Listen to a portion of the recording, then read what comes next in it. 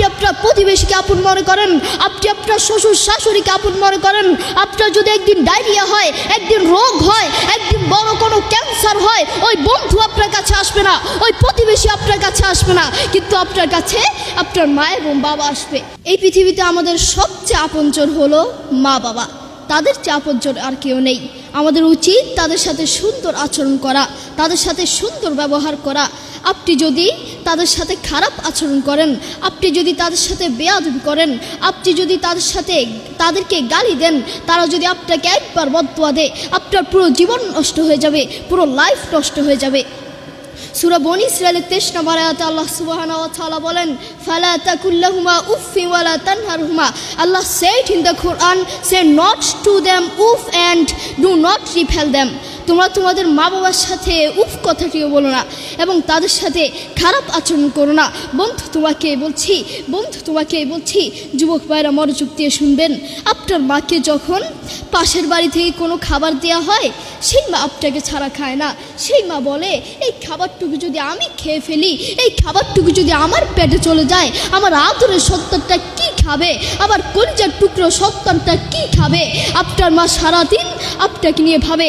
দুঃখের সাথে বলতে হয়, সেই মাকেই আপনি আপন মনে করেন না, সেই বাবাকেই আপনি আপন মনে করেন না, আপনি আপনার বন্ধুকে আপন মনে করেন, আপনি আপনার প্রতিবেশীকে আপন মনে করেন, আপনি আপনার শ্বশুর শাশুড়িকে আপন মনে করেন।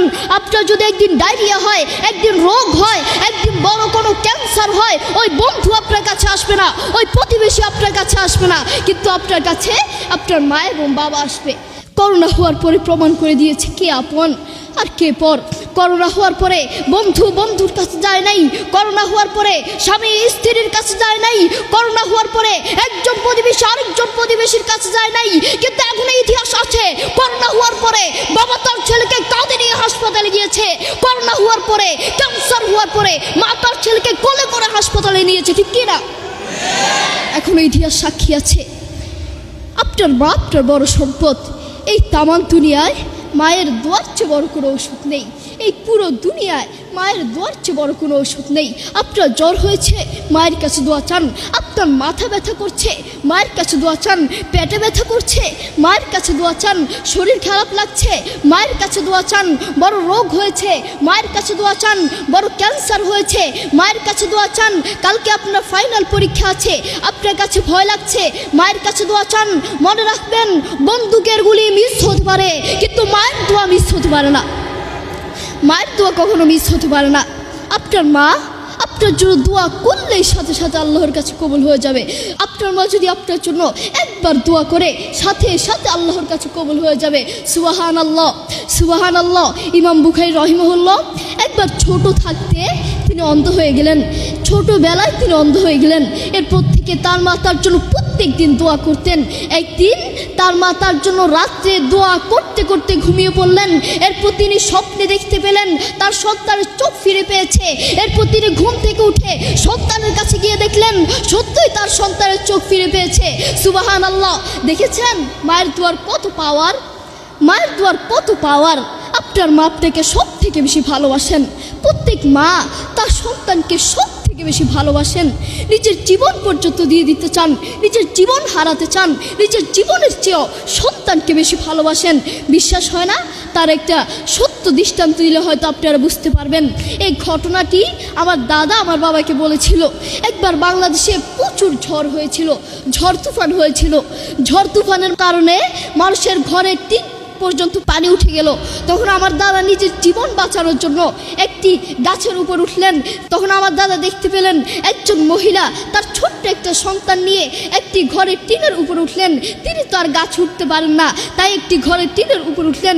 আমার দাদা দেখতে পেলেন পানি যখন আস্তে আস্তে বাড়তে লাগলো, পানি যখন আস্তে আস্তে আরো বাড়তে লাগলো, তখন ওই মহিলাটি চোখের পানি ছেড়ে দিয়ে তার সন্তানটিকে উপরের দিকে তুলে আল্লাহর কাছে বলছে, হে রব, তুমি আমাকে নিয়ে যাও, কোনো সমস্যা নাই, কোনো টেনশন নাই, কিন্তু আমার এই কলিজার টুকরো সন্তানটাকে বাঁচাও, আমার এই আদরের টুকরো সন্তানটাকে বাঁচাও। আল্লাহু আকবার।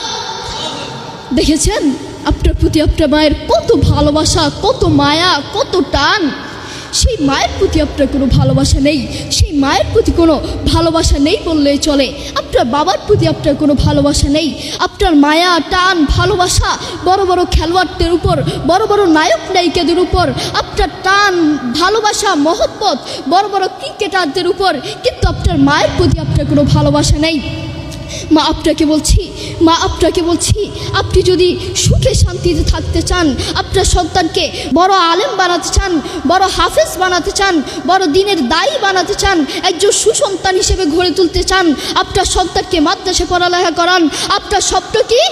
আপনার সন্তানকে স্কুলে পড়ালেখা করিয়ে বড় ডাক্তার বানাবেন, বড় ইঞ্জিনিয়ার বানাবেন, বড় অফিসার বানাবেন।